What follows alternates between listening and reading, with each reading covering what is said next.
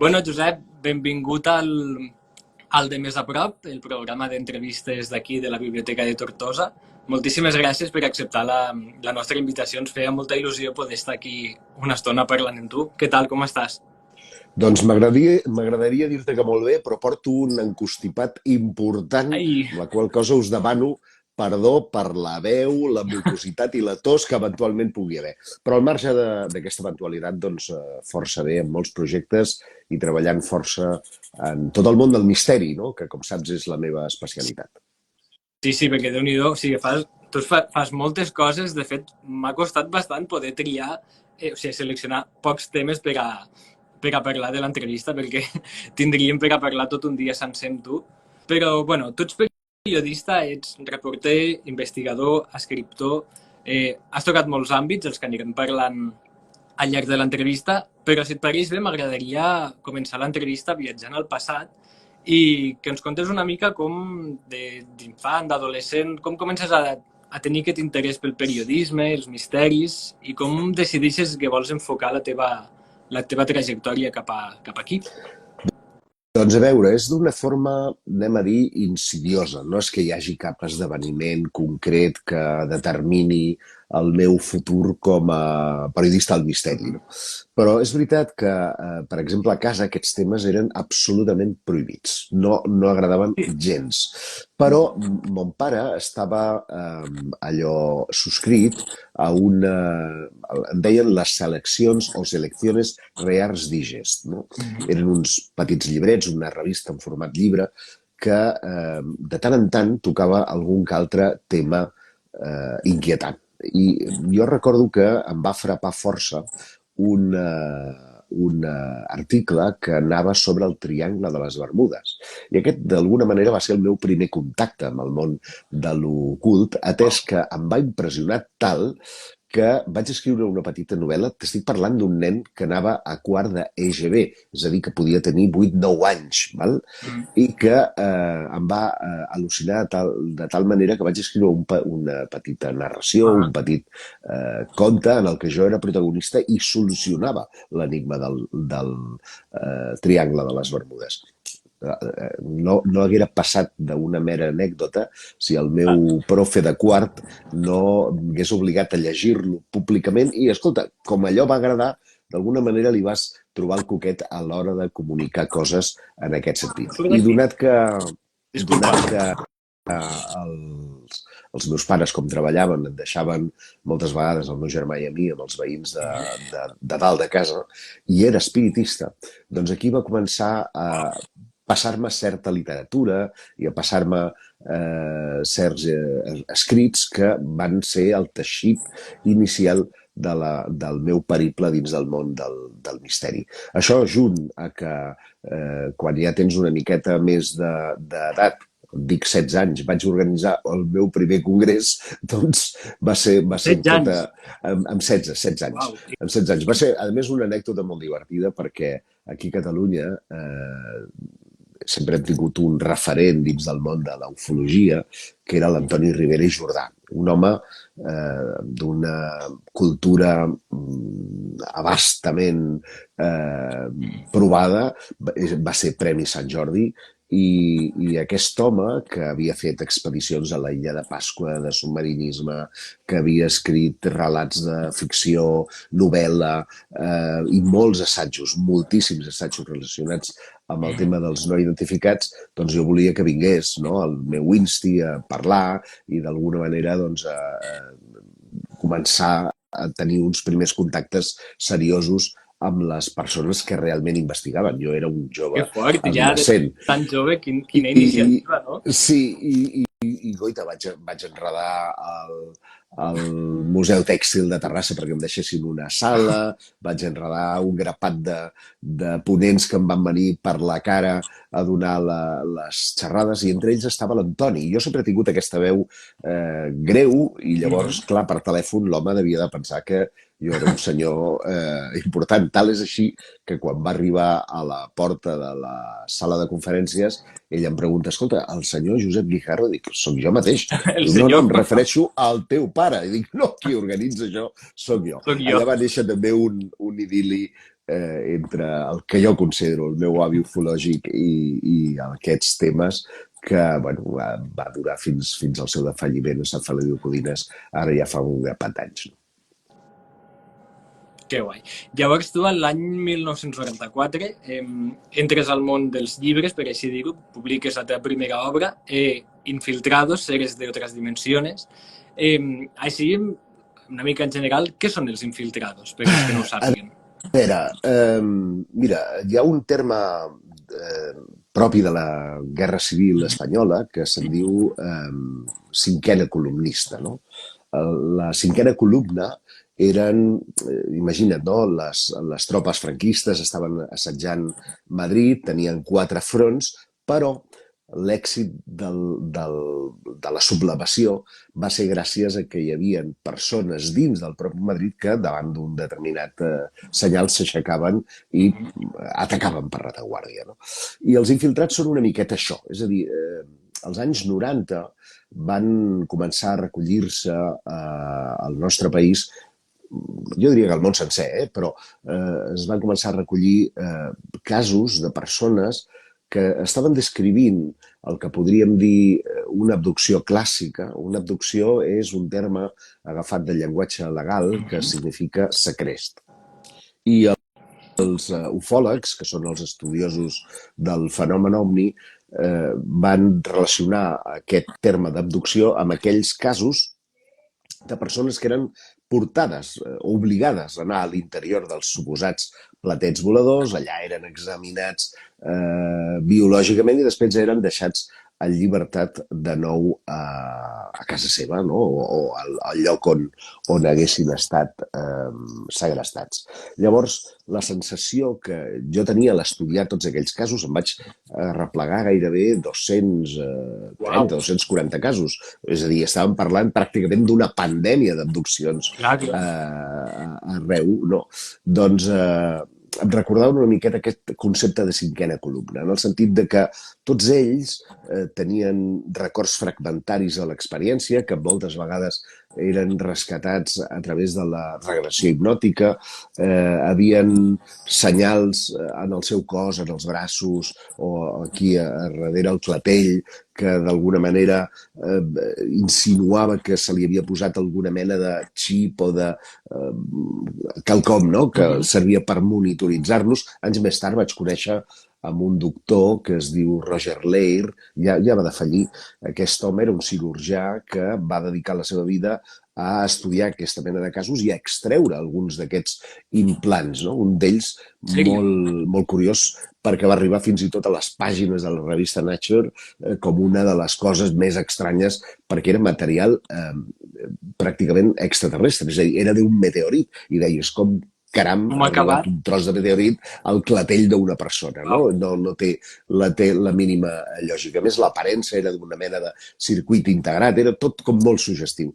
I això va ser un de les meves primeres investigacions que es va concretar en una proposta d'explicació molt racional, en el sentit de que conjuntava psicologia, sociologia i d'alguna manera també la cultura pop ufològica, que en vam anomenar el síndrome de Diana. Diana era l'acrònim de deliri individual de l'agressió nocturna alienígena, perquè partia de la base de que efectivament devia existir alguna mena de estímul extern que efectivament propiciava un estat de consciència alterat i que aquest estat de consciència alterat et remetia a una sèrie de imatges arquetípiques que tots tindríem al nostre cap i per això tots relataven d'alguna manera les descripcions molt similars entre aquests éssers, no? Macrocèfals, o sigui, amb el cap ben gran com el que se'n veu aquí en el compte d'Instagram, amb els ulls almendrats i negres, obliquos una miqueta en la línia d'aquest bitxo que tinc que tens al detrás. Aquest d'aquí, just, doncs seria una miqueta una descripció similar a aquesta. I la veritat que el llibre, que va ser la meva òpera prima, no? La meva estrena com a escriptor, doncs va ser una bomba en aquell moment i vam fer 2 edicions molt ràpidament i bueno, a partir d'aquí doncs, va haver un recolzament important. No? el va rebre bé, no? Sí, absolutament, absolutament. Encara s'ha convertit en un clàssic, perquè, Sí. de fet, encara hi ha molta gent que el refereix. El dec tenir per aquí. Mira, aquesta és la segona edició. La primera és molt complicada de trobar, però crec aquesta és una miqueta la idea, no? Dels éssers que entren en el lloc més íntim, si tu vols, d'una llar, que és el dormitori, on més indefensa te trobes, en un punt de la nit que és també peculiar, perquè aquestes experiències solen donar-se poc abans de quedar dormit o poc després de despertar, en el que tècnicament en diem poden produir-se al·lucinacions de tipus hipnagògic o hipnopòmbic. Alguns doctors han relacionat això amb la t'ho diré, paràlisi del Just son. anava a preguntar si hi havia Sí, vincle, perquè a mi em passa i dic, perquè moltes persones no poden moure's, no? Quan sí. veuen aquestes entitats i sembla que diguem-ne, el funcionament del nostre cervell seria com si estiguéssim somiant quan realment els nostres ulls estan desperts, amb la qual cosa es produeix una disrupció, no?, en el nostre cervell que facilita que aquestes observacions es produeixin. Per això et deia que l'abordatge no va ser un abordatge friqui. De fet, tota la meva formació sempre ha estat molt racional i sóc un creient, sóc un believer, però sempre he tingut una formació molt racional d'abordatge de tots aquests temes. I, per exemple, en el cas d'aquesta obra, com és el teu procés d'investigació? On trobes la informació, on trobes els testimonis? Com és la teva forma de treballar? No penso que aquest llibre, si no recordo malament, és de l'any 90 i pocs... 4? De l'any 94, correcte. Per tant, no hi havia internet, no... Clar. La gent que tu coneixies era gràcies a coses que tu posaves a les revistes. Per exemple, aquests 200 i pico casos, vam fer una crida a través d'una revista d'abast nacional, que era la revista Més Allà. Vam fer un qüestionari amb l'ajuda de psicòlegs i aquest qüestionari, doncs, després que obteníem nosaltres les respostes, van escriure un grapat. Fèiem una selecció dels casos que més o menys podien ser interessants i els anàvem a visitar. Agafàvem tren, perquè estem parlant de joves que podien tenir 19-20 anys, anàvem als llocs, a vegades amb 16 hores de viatge en tren per creuar la península i anar-te'n a Galícia o anar-te'n a Cádiz. El tema de l'alta velocitat era també una quimera i va ser una aventura, però realment jo agraeixo tots aquests temps perquè la manca de comoditat o la manca de poder establir aquests contactes tan immediats que tenim ara gràcies a internet. Tu i jo estem parlant, fixa't, jo estic a Madrid, tu estàs a Tortosa, però estem a temps real i podem estar xerrant i veient-nos la cara, que era una cosa absolutament impensable. Doncs teníem cartes i cartes amb segell que intercanviàvem entre investigadors per saber com progressaven les nostres recerques i vèiem quins punts de connexió. Havien tot un treball de fons molt interessant que et feia una formació molt, molt integral. No? Uau. I vull fer un moment cap atrás, que has nombrat la paràlisi del sueño. Sí. Com és que algunes persones ens passa i altres no hi ha? O sigui, les persones que ho vivim tenim algun punt en comú? Que ja que ho has nombrat m'interessa preguntar-te. Sí, a veure, no tant en les persones que tenen paràlisi del son, sí hi ha mapes mentals de les persones que pateixen els visitants de dormitori, que per extensió una gran part pateixen paràlisi del son. Totes elles tenen el que en diuen Wilson i Barber, dos psicòlegs anomenaven una personalitat amb propensió a la fantasia.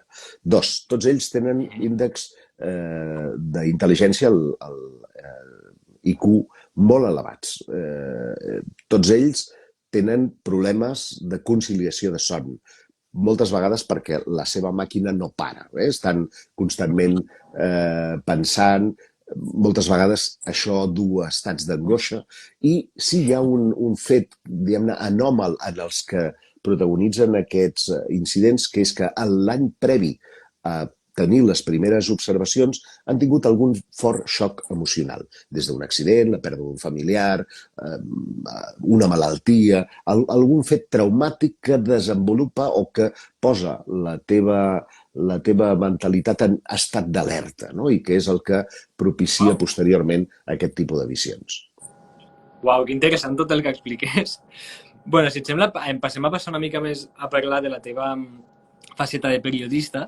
Tu entre l'any 98 i el 2008 et poses al capdavant d'un programa, Enigmes i Misteris. Com acabes dirigint i presentant aquest format? A veure, la ràdio i jo tenim un idili meravellós des de la meva infantesa, perquè paral·lel a tot aquest diguem-ne, esclat, no?, de necessitat de comunicació, es produeixen dos fets que configuren la meva personalitat periodística. L'un és l'escriptura. Guanyo un premi de narració literària que dic, ostres, doncs si se'm dona bé això d'escriure, jo he de seguir escrivint, no? I dos, com molts dels meus col·legues s'anaven a les ràdios lliures, és a dir, les ràdios que no eren oficials. Hi havia un esclat als anys 90 d'emissores que apareixien i desapareixien i tots tenien la seva hora de DJ, la majoria eren DJs. Jo dic, per què no fer un programa de misteri?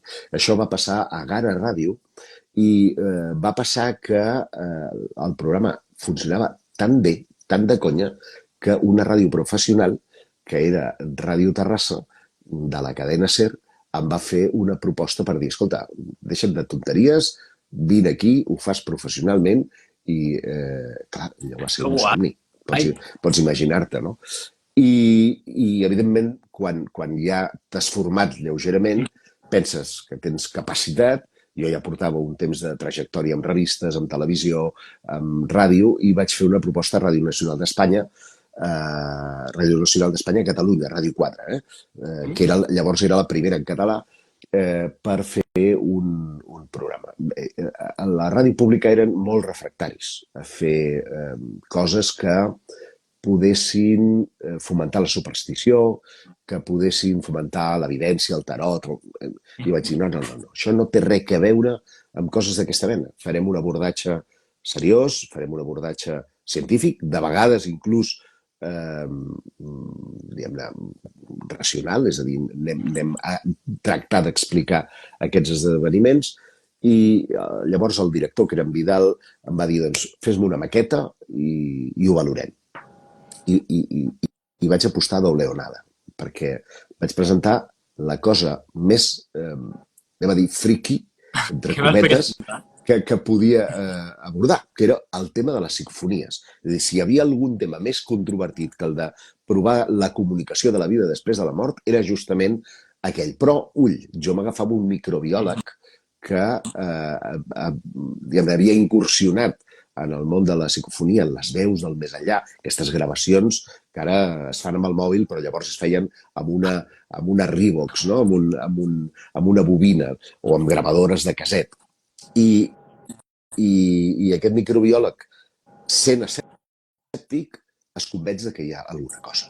El missatge va ser tan rotund que em van dir, va, comences tal dia. I aquell estiu vam començar una trajectòria, Enigmes i Misteris, que va durar pràcticament una dècada, fins que finalment una reestructuració de personal molt traumàtica que va fer que Ràdio 4 quedés pràcticament amb la meitat de la plantilla i de pressupost, i el canvi de director, que ja no creia en aquesta mena de propostes, deia que la ràdio pública havia de ser altra cosa, doncs van propiciar la sortida del programa, un programa amb una audiència segurament de les més altes que havia tingut Ràdio 4 a l'època. I com te preparaves un programa d'aquests? Com era la preparació prèvia? Com es fa encara avui dia. Això ha canviat poc, en el sentit de que la primera cosa que tu estableixes és el tema, moltes vegades basat en esdeveniments de l'actualitat. Molts diuen, no, si no es diu res nou. No, sempre es diuen coses noves. Lo difícil és tenir que seleccionar, i un cop tens triat el tema és buscar les persones més adients per donar enfocs diferents, és a dir... Punts de vista diferents. Sempre tractem de que no sigui un missatge lineal, sinó hi hagi diversos punts de vista. Llavors, vestíem la història amb un parell de reportatges que escrivia i locutaven altres persones, és a dir, que era una feina important que al final culminava amb 2 hores de ràdio totes les setmanes. Sí, un episodi durava 2 hores. Sí, Déu-n'hi-do, correcte. no? Sí. Molt, molt Bueno, exigent. ara fem programes fins i tot de 4 hores. Estem col·laborant, per exemple, a La Rosa de los Vientos, a Onda Cero Ràdio, totes les setmanes, de 1 a 5 de la matinada, que es diu ben aviat, i després els dijous fem un altre, un format d'hora i mitja, també a Onda Cero, perdó, que és El Colegio Invisible, que és el nom, vull dir-te, primer d'un butlletí, un dels primers butlletins va haver, en aquesta època d'eclusió cultural, diguem-ne, de cultura gris, no? De cultura que se'n deia fanzines, apareixien unes revistetes que tu feies amb fotocòpies o amb ciclostil i distribuïes d'una manera bastant gris, no? A través de correu o deixant-lo a les llibreries.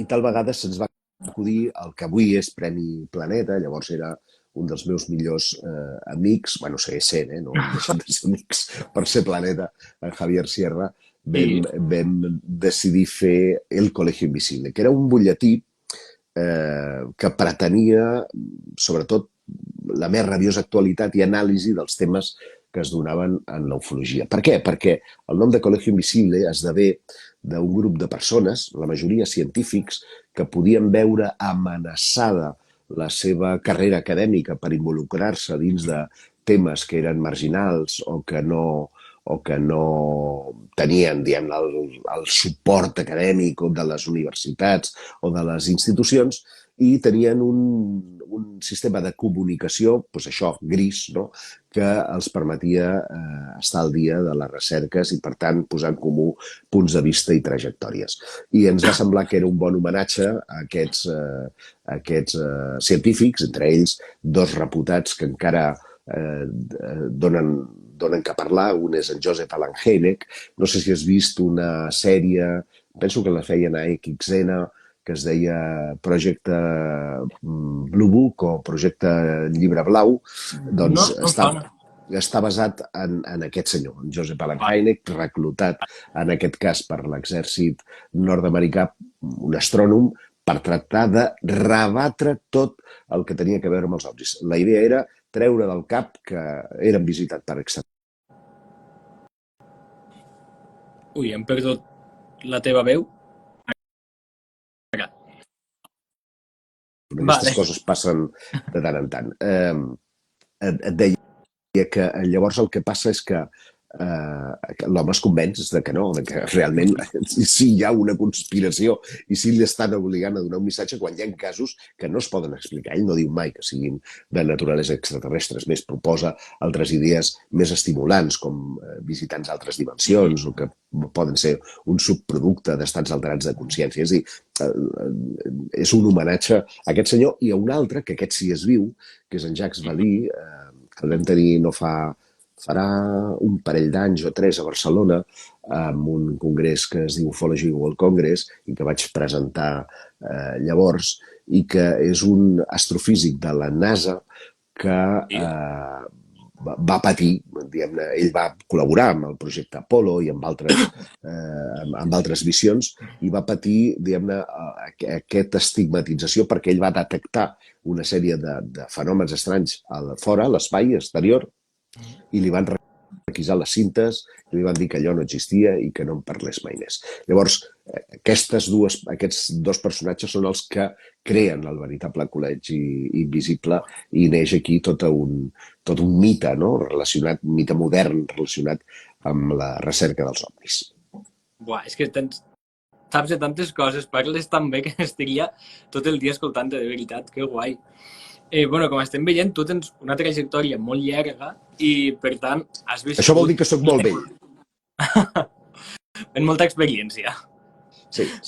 Però has viscut la evolució del periodisme. Llavors, et volia preguntar per això, què opines del periodisme actual, on hi ha tanta tecnologia, tantes xarxes socials involucrades? Creus que a dia d'avui es fa un periodisme de menys qualitat que abans? Com has viscut la evolució del sector? Doncs mira, soc bastant crític amb el sector, atès que estem en un temps magnífic per fer periodisme, justament perquè tenim eines al nostre voltant, internet, les xarxes socials, la immediatesa que la tecnologia et dona. Jo recordo quan entrava abans a les redaccions dels diaris o de les revistes, hi havia taules de llum, es muntaven les lletres amb unes galerades amb tires de paper que s'anaven enganxant amb una taula de llum i fins que constituís un fotolip, no? I allò era un treball de xinos. Ara doncs tens un programa que maqueta, és molt fàcil. Per tant, estem en un temps magnífic perquè passen coses i perquè tens tecnologia per fer periodisme i justament és el pitjor temps per viure del periodisme. És a dir, les redaccions s'han minimitzat fins a l'extrem, s'ha precaritzat fins a l'extrem, ningú fa periodisme, fa negoci. Llavors, els pocs mitjans que tenen 4 calés per fer recerca, per fer periodisme d'investigació, doncs tenen problemes financers importants i al final doncs, van fent una deuta increïble i acaben venent-se al poder, amb la qual cosa és una cosa terrible perquè, insisteixo, són temps magnífics per fer periodisme, però molt dolents per viure del periodisme. I a més, què ha passat amb la precarització? Que sobretot gràcies a les xarxes socials es minimitzen els esforços. És a dir, tu abans contrastaves les notícies, parlaves amb un, amb l'altre, tractaves de treure l'entrellat d'una determinada història abans de publicar-la i avui dia, a base de Twitter o a base de reaccions que tu vas trobant i has elaborat la notícia sense necessitat de despenjar el telèfon ni de parlar. Jo que moltes vegades participo en molts debats i moltes històries de molt divers calatge, t'he de dir que molts redactors ja ni em truquen, em contacten a través de la xarxa social X i, escolta, que ens agradaria... I ja ni et truquen, no saben ni la veu que tens. M'imagino que perquè la veuen a través de YouTube o la veuen a través de les xarxes socials, perquè si no, ni això. Llavors això em posa trist perquè veig que tot i tenir un moment històric per fer moltes coses, doncs no hi ha el recurs i a més es potencia la llegenda urbana, la fake news, la informació precaritzada, que tu dones per bona perquè com et ve una nota oficial d'un organisme X o del centre, si parlem dels meus temes, del Consell Superior d'Investigacions Científiques que desmenteix una història, ja la dones per desmentida. Ara tots són drons, ara tots són satèl·lits, ara tots són... No, posem-hi sentit crític, busquem la volta, busquem també la polèmica, anem a buscar una opinió i l'altra. I aquestes coses, jo m'ho trobo jo diari, que els meus jefes diuen, escolta, que volem més volum, volem més volum, molts volums, si som els que som, no podem fer més coses, no? Per tant, o baixes qualitat i estem sempre amb aquesta disjuntiva o els recursos són els que són. Per això et dic que quan algú em diu que està estudiant periodisme, moltes vegades em poso les mans al cap perquè realment tots tenim la imatge dels que hem tingut la sort o desgràcia d'estar en una exposició més pública perquè sortim a la tele o estem a la ràdio i veus, però les bambalines d'aquesta història són moltes vegades més terribles i menys glamuroses que sortir a la tele presentant les notícies.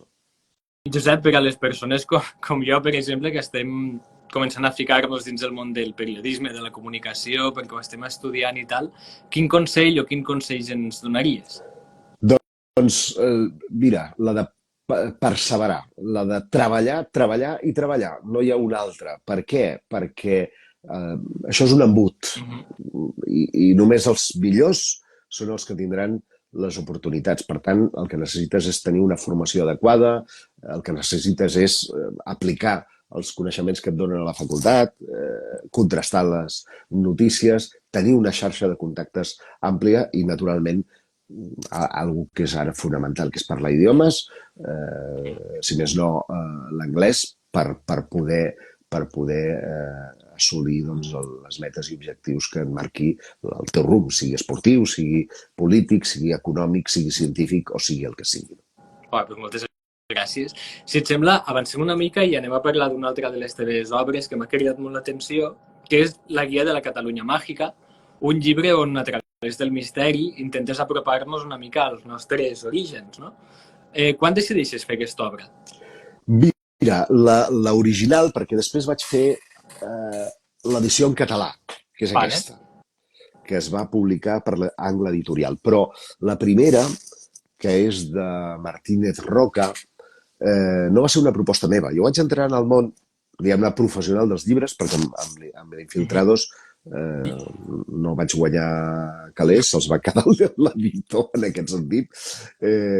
Quan entres en el món editorial, i llavors es pagava bé, va ser gràcies a Raúl Mir, que era un editor de Martínez Roca, que, bueno, doncs com tu, no? Com has vist a través dels mitjans de comunicació, ostres, aquest noi em crida, em fa una proposta, em diu si sóc capaç d'assolir-la. Evidentment, estàs que et menges el món perquè ets jove i tens ganes i bueno, comences un periple que en pràcticament un any doncs, acaba veient la llum un llibre... Només un any et va portar? Sí.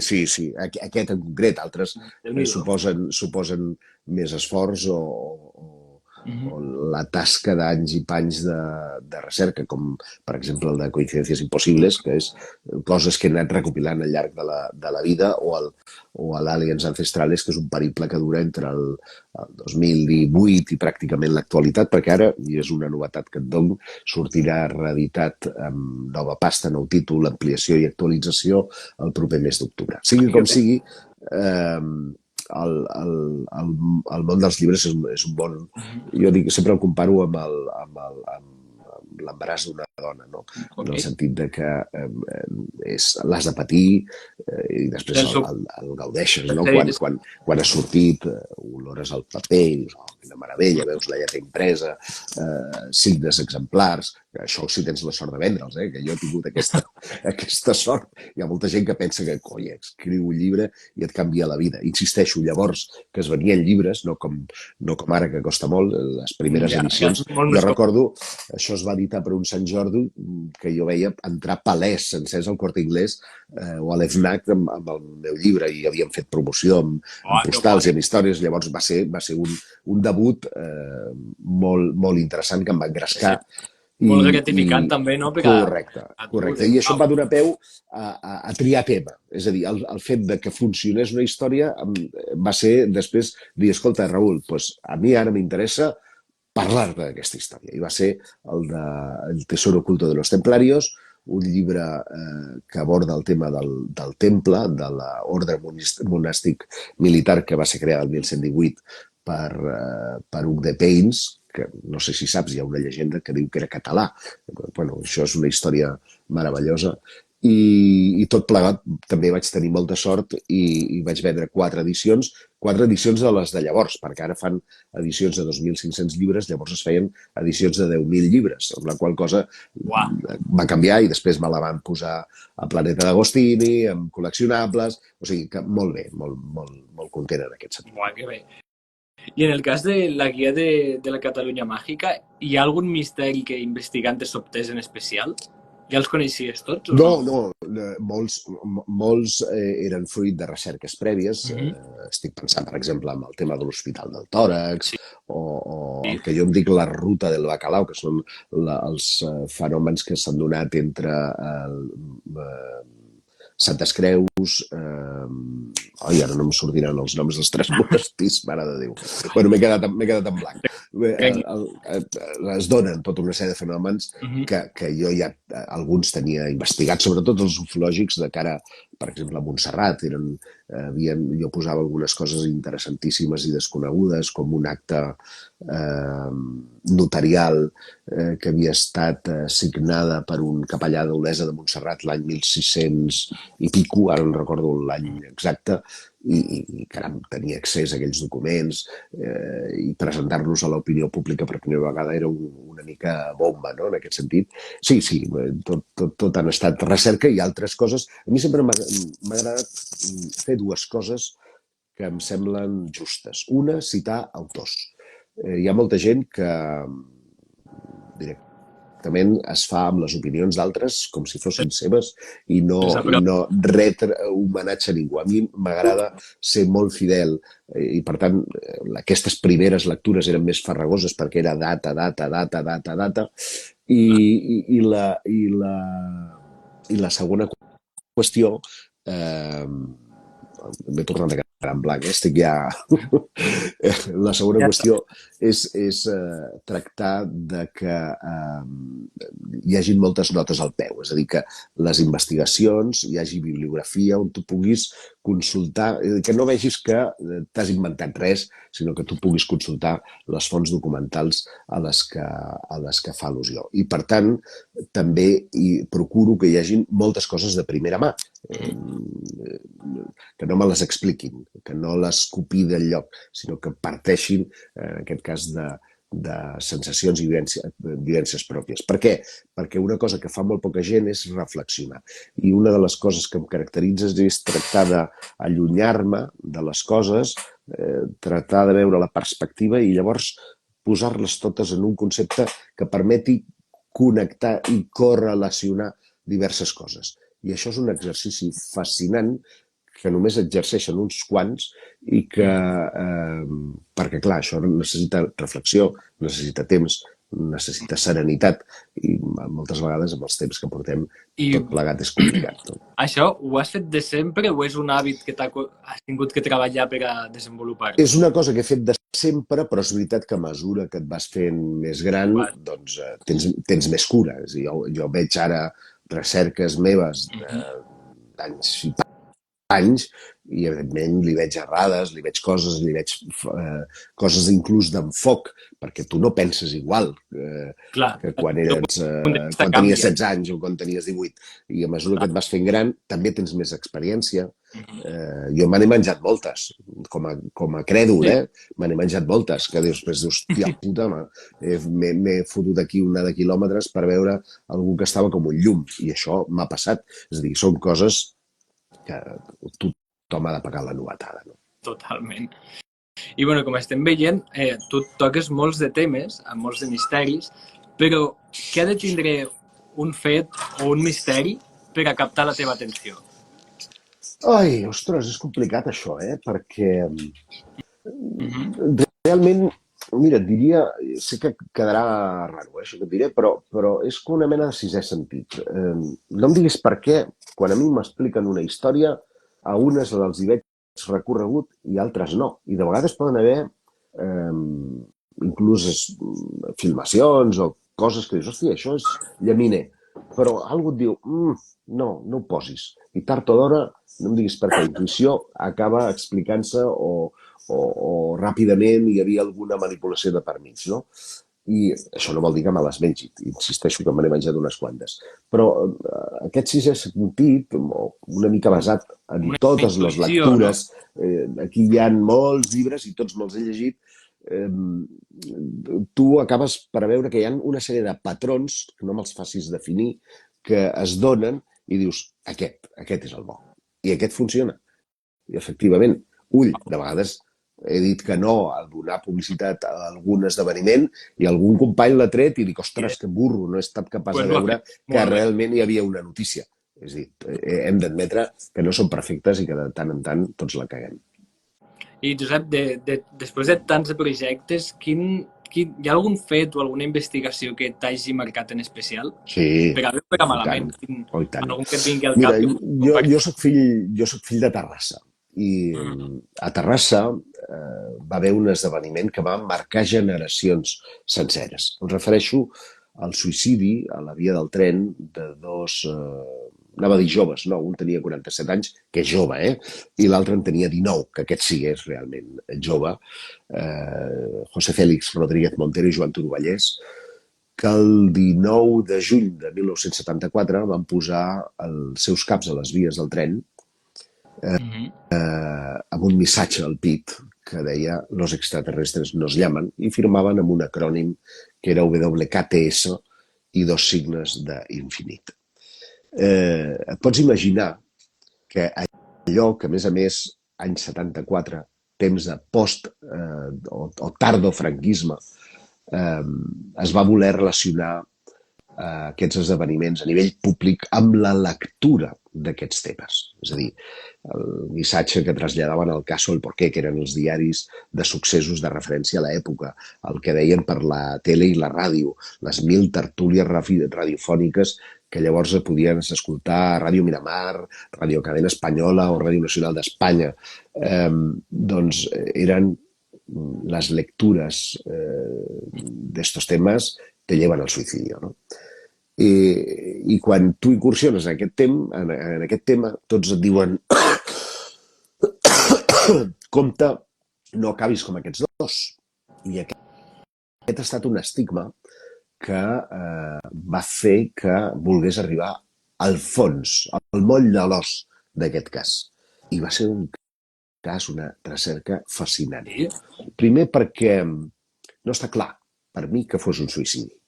Van passar moltes coses la nit del 18 al 19 de juny que donaven la impressió de que, si més no, era una immolació que havia comptat amb altres persones. Per què? Doncs perquè les notes, quan t'ha passat un tren que només la màquina té 20 tones, és a dir, 20.000 quilos per sobre, ha fet rodolar el teu cos fins a posar-lo en un dels marges de la via. L'altre li ha destrossat a nivell de la mandíbula tot el cap i ha també rodolat. I tots dos apareixen en la mateixa posició, de cúbito supino, que vol dir mirant cap al cel, amb la mà dreta extesa, amb l'altra col·locada sobre el pit, i a sobre el pit, per entendre'ns, el paper estava subjecte amb el pes de la mà. Què vol dir això? Que ha hagut una tercera persona que un cop han rodolat els cossos posessin les notes. Això, que és elemental, es va donar ordre des de dalt a que se silenciés, perquè el que interessava era dir precisament que aquestes lectures o aquests temes eren perniciosos, que tot allò que se sortís de l'Església catòlica, apostòlica i romana, de les lectures oficials del règim, doncs no era sa per la ment. I es va entrar en una autèntica conspiració. Hi havia ufòlegs en aquella època, any 1974, quan jo començo a fer aquesta investigació seria pràcticament l'any 95-96, ens tancaven la porta als nassos perquè creien que hi havia homes de negre que venien, que tot allò era perillosíssim, que no toquéssim. És a dir, aquell estigma a mi em va durar molts anys. És un tema que he tocat molt de passada a la guia de la Catalunya Màgica, però que em ve de gust moltes vegades fer un treball més minuciós perquè van haver molts esdeveniments i van haver molts altres suïcidis vinculats amb aquests dos joves, perquè ells, a més, van tenir la idea d'enviar cartes a l'Organització de les Nacions Unides. En Màrius Lleget, que era un ufòleg, un astrònom que creia en la vida extraterrestre i que havia donat una conferència la nit anterior a Sabadell, ells l'havien anat a veure i li van enviar una carta pòstuma dient que ells estaven mutant, que creien que podien viatjar sense el cos amb aquests extraterrestres a Júpiter i que estava molt agraït per haver-li il·luminat, no?, amb les seves xerrades sobre l'existència de criatures fora de la Terra. En Màrius Lleget va acabar amb una institució psiquiàtrica gràcies a l'impacte, no?, de rebre una notícia d'aquest calibre. I t'he de dir que quan jo tinc accés al sumari judicial i veig les notes que ells havien pres dies abans, ells ja havien viatjat, entre cometes, a Júpiter perquè feien viatges astrals i coses per l'estil. Per tant, quina necessitat hi havia d'immolar-se? Bé, això et donaria ara per aquí una conferència llarguíssima que no tenim ni temps ni ja quasi veu per seguir-la, no? Però que em sembla un tema apassionant i és una de les recerques que segurament m'ha marcat més. Déu-n'hi-do. I després de tanta trajectòria, quina diries que és la lliçó més important que has après? Mira, jo sempre dic, per exemple, que no que no investigo ni ovnis ni fenòmens paranormals, sinó el que a mi m'interessa és l'impacte que els fenòmens paranormals o que el fenomen ovni deixa sobre els testimonis. Al cap i a la fi, tot ho processem gràcies als nostres sentits. I la lliçó més important és que hem de tenir la ment oberta a tot, però no creure en res. Uau. Frase molt bona, Me l'apuntem. Bueno, Josep, estem ja arribant al final de l'entrevista. Queden simplement 2 preguntes. Una, te volia preguntar si estàs actualment treballant en algun projecte. Sí, però no te'l... O sigui, hi ha coses que tenim NDAs també, els periodistes, i no puc explicar-les, però sí, és un any, 2024 és un any molt mogut a nivell de periodisme, i hi ha diversos projectes que s'estan posant en marxa. Un sí te'l puc avançar, i estem treballant en els guions de la propera temporada de la sèrie Extraterrestres per Dimax, que començaran el rodatge segurament el proper mes de febrer-març, i hi ha altres projectes audiovisuals i sí, moltes gràcies. Ja et deia que em perdonéssiu.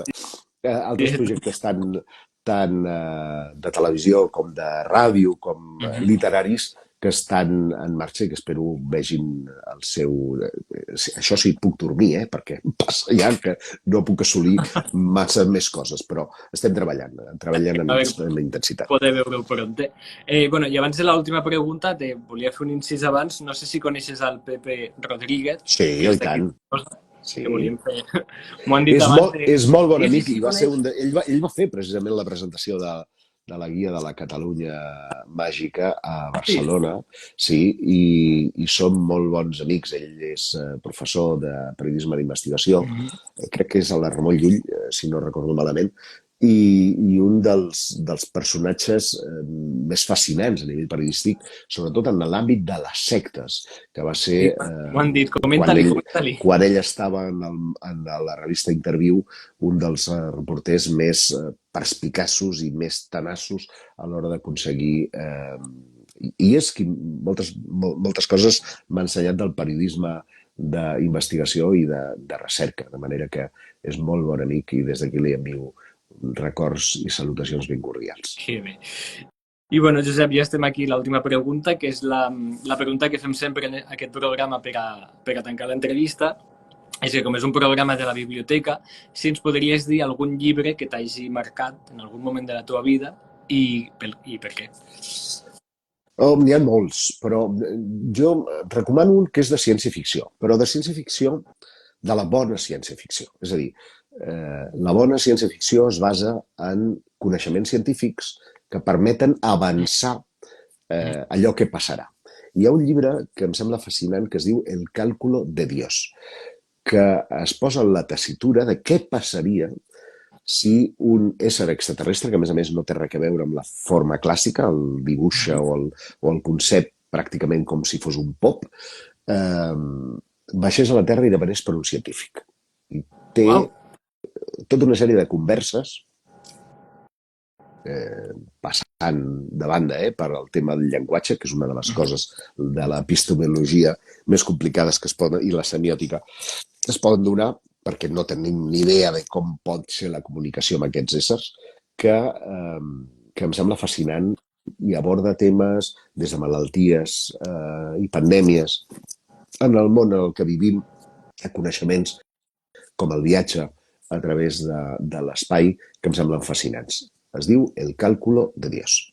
Uau, doncs prenem nota perquè la veritat sona molt interessant. I, bueno, Josep, moltíssimes gràcies per haver estat compartint una estona amb nosaltres, inclús estan tan constipat,